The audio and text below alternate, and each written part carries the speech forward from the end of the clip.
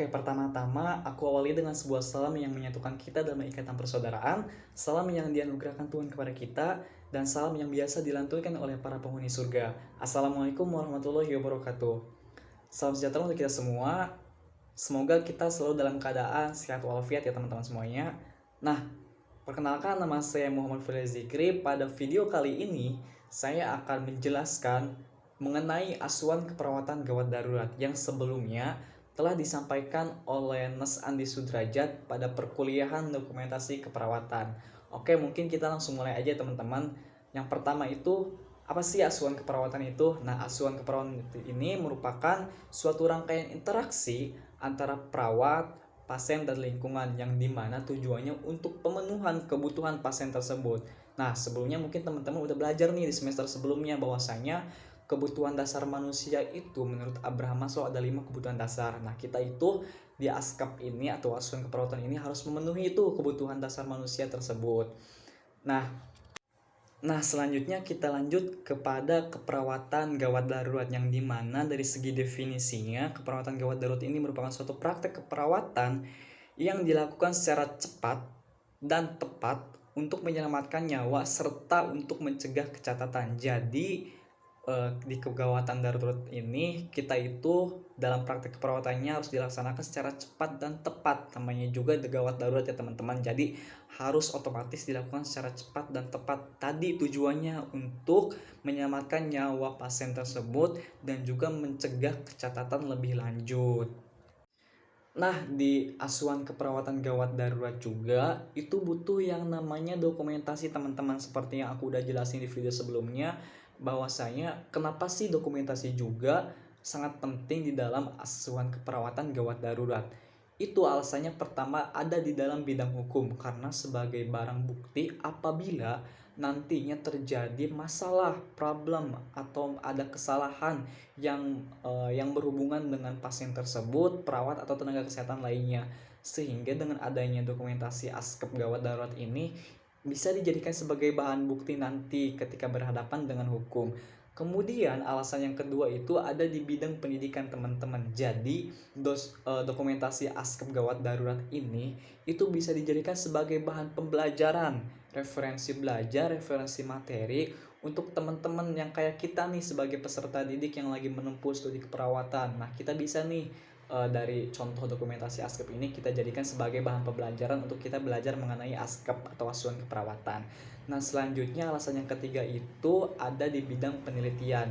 Nanti kalau misalkan teman-teman mau melakukan sebuah penelitian mengenai keperawatan, nah bisa juga nih dokumentasi asuhan keperawatan gawat darurat ini dijadikan sebagai bahan referensi atau bahan belajar juga untuk melakukan penelitian gitu, atau bisa juga dijadikan sebagai bukti data-data, sumber data-data di dokumentasi asuhan keperawatan ini.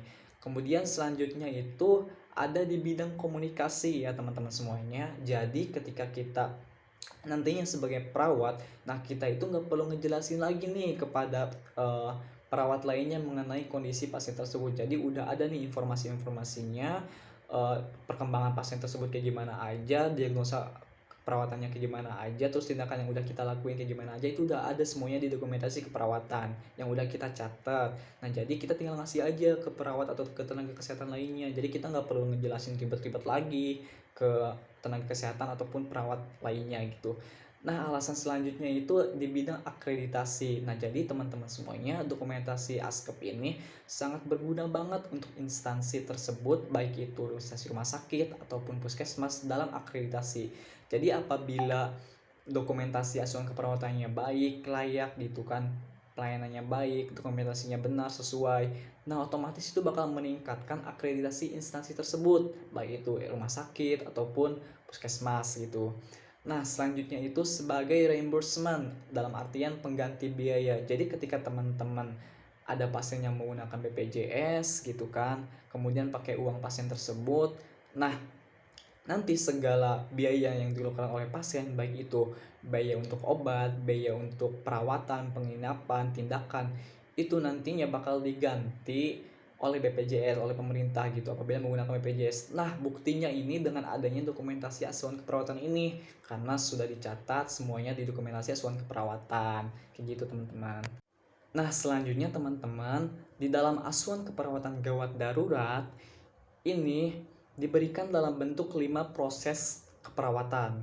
Yang dimana yang pertama itu ada pengkajian, kemudian yang kedua itu ada diagnosis keperawatannya, yang ketiga ada perencanaan, kemudian yang selanjutnya ada implementasi, yang terakhir ada evaluasi. Nah, kita bahas satu-satu ya teman-teman, semuanya dimulai dari pengkajian.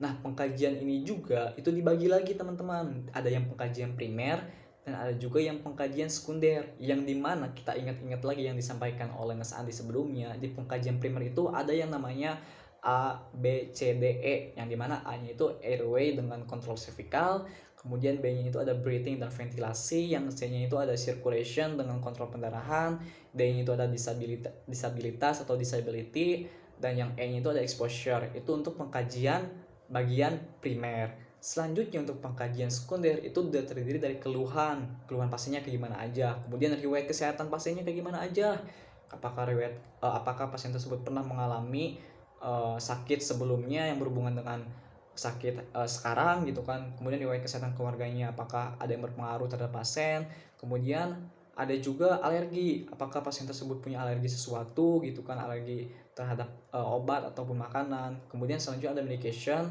pemeriksaan penunjang, baik itu pemeriksaan dari lab atau laboratorium, dan juga baik itu pemeriksaan penunjangnya dari bagian radiologi. Nah, selanjutnya itu teman-teman ada yang namanya standarisasi atau standar assessment pasien, yang dimana asesmen awal masing-masing pasien ini yang pertama itu ada pemeriksaan fisik. Jadi pasien tersebut bakal diperiksa fisiknya gitu, kemudian dari tanda vital, pemeriksaan itu dan lain sebagainya yang berhubungan dengan pemeriksaan fisik. Kemudian selanjutnya itu ada riwayat kesehatan tadi ya, apakah pasien tersebut sebelumnya pernah punya penyakit ini atau pernah punya penyakit yang berhubungan dengan kondisi pasien saat ini. Terus selanjutnya itu ada pengkajian pasien dari aspek biologis kayak gimana aja, kemudian dari aspek psikologisnya kayak gimana, apakah pasien tersebut merasakan cemas, sedih, atau ada hal-hal yang emang berpengaruh terhadap pikirannya dan lain sebagainya.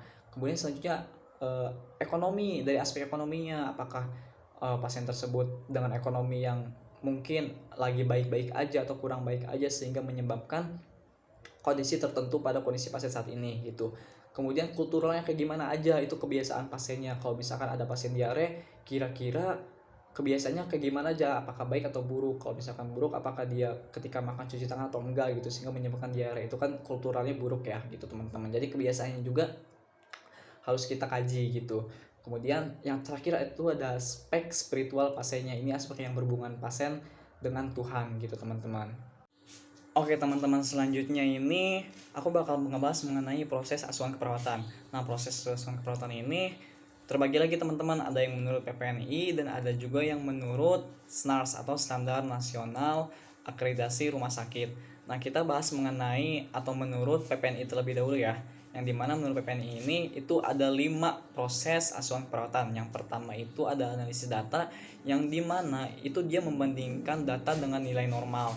Kemudian selanjutnya yang kedua itu ada identifikasi masalah, yang dimana itu ada masalah aktual, resiko, dan promosi kesehatan. Kemudian ada juga perumusan diagnosis. Setelah kita menganalisis data, identifikasi masalah, selanjutnya kita mulai merumuskan tuh kira-kira pasien tersebut terdiagnosis apa gitu, diagnosisnya apa aja. Terus selanjutnya setelah perumusan diagnosis, mulai tuh kita merencanakan yang namanya penentuan luaran keperawatan. Kita merencanakan kira-kira tindakan apa aja sih yang sesuai dengan diagnosa tersebut gitu. Kemudian selanjutnya yang kelima itu ada penentuan intervensi keperawatan. Jadi kita menentukan nih kira-kira tindakan apa aja yang akan kita lakukan terhadap kondisi pasien tersebut gitu. Kemudian selanjutnya itu proses asuhan keperawatan menurut SNARS atau Standar Nasional Akreditasi Rumah Sakit, yang dimana terbagi menjadi 3. Itu yang pertama ada informasi yang berisi amnesa dan pemeriksaan gitu. Jadi segala pemeriksaan nanti dicantumnya ke bagian informasi. Nah, kemudian selanjutnya itu ada analisis. Analisis ini berisi penetapan diagnosis ya. Jadi di analisis ini dia mulai menetapkan diagnosisnya pasien tersebut apa gitu.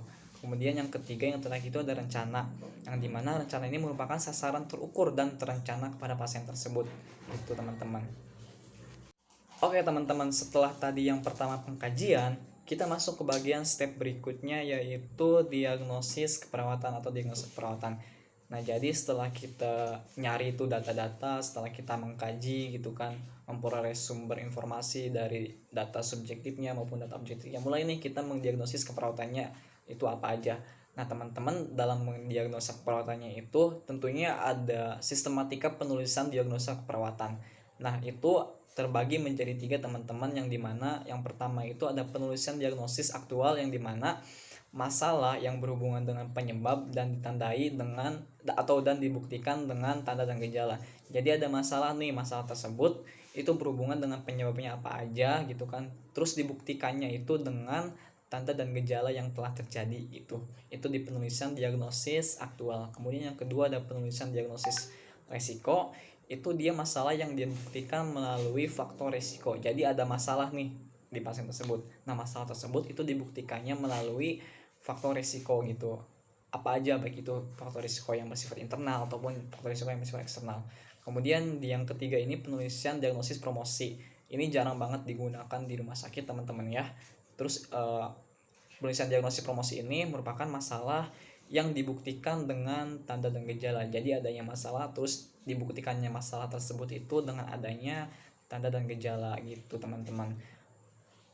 Oke, selanjutnya tadi setelah pengkajian yang pertama, kemudian diagnosis keperawatan yang kedua, nah step berikutnya atau langkah berikutnya yaitu bagian perencanaan. Yang dimana di bagian perencanaan ini itu adanya menentukan prioritas diagnosis perawatan. Jadi kita tentuin nih prioritas diagnosis perawatannya itu apa aja gitu yang dijadikan prioritas oleh kita. Kemudian yang kedua itu menetapkan luaran keperawatan, dalam artian kita menetapkan rencana perawatannya yang akan kita laksanakan itu bakal kayak gimana aja. Terus selanjutnya itu yang ketiga adanya menetapkan atau menentukan intervensi keperawatan yang tepat gitu. Nah, ini dalam tanda kutip tepat ya teman-teman, jadi sesuai dengan sasaran. Nah, kemudian penetapan luaran juga itu harus memenuhi prinsip yang namanya SMART gitu teman-teman. SMART sendiri itu ada S-nya itu spesifik, dalam artian itu harus spesifik ya, harus detail gitu kan. Terus M-nya itu measurable atau terukur, harus terukur juga nih ke tindakannya gitu, terukur ke tindakannya ataupun kepada pasiennya. Artinya harus measurable, terukur. Kemudian di bagian A-nya itu ada akurat, harus sesuai, harus tepat sasaran gitu kan, akurasi. Kemudian di bagian R-nya itu ada realistik. Oke, selanjutnya itu ada timely di huruf T. Yakni timely ini dia tentunya dalam penetapan luaran asuhan perawatan itu harus sesuai dengan waktu yang ada gitu.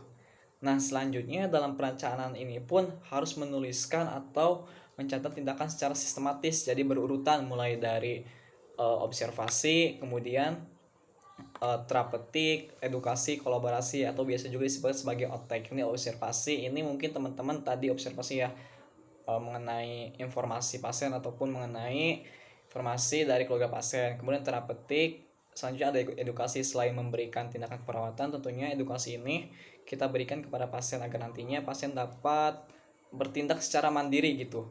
Terus selanjutnya untuk kolaborasi ini kita lakukan bersama tim kesehatan lainnya atau tenaga kesehatan lainnya seperti dokter, farmasi ataupun bidan gitu. Oke, selanjutnya itu tahap terakhir namanya evaluasi, yang dimana evaluasi ini itu ketika kita telah melaksanakan 4 tahap tersebut, itu pasti kita bakal menemukan adanya kelebihan ataupun kekurangan ketika kita melaksanakan kegiatan tersebut gitu. Terus nanti juga dievaluasi bakal berisi catatan perkembangan, yang dimana catatan perkembangan ini itu ada biasanya disebut dengan SOAP atau SOAP, yang dimana S-nya itu subjektif, yang berisi pernyataan dari pasien ataupun keluarga pasien, jadi subjektif ya. Kemudian yang kedua itu ada objektif.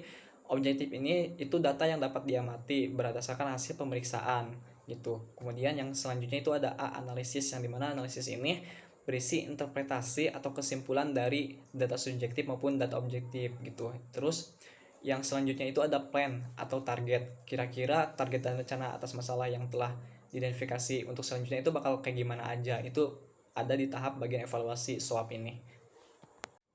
Oke, baiklah teman-teman, itulah tadi sekilas rangkuman mengenai asuhan keperawatan gawat darurat. Harapannya apa yang telah tadi saya sampaikan semoga bakal teman-teman pahami dan juga bakal kita baiknya implementasikan ke depannya gitu. Oke, mungkin segitu aja dari saya. Saya Muhammad Faiz Zikri, pamit undur diri. Sampai ketemu di lain waktu. See you next time. Assalamualaikum warahmatullahi wabarakatuh.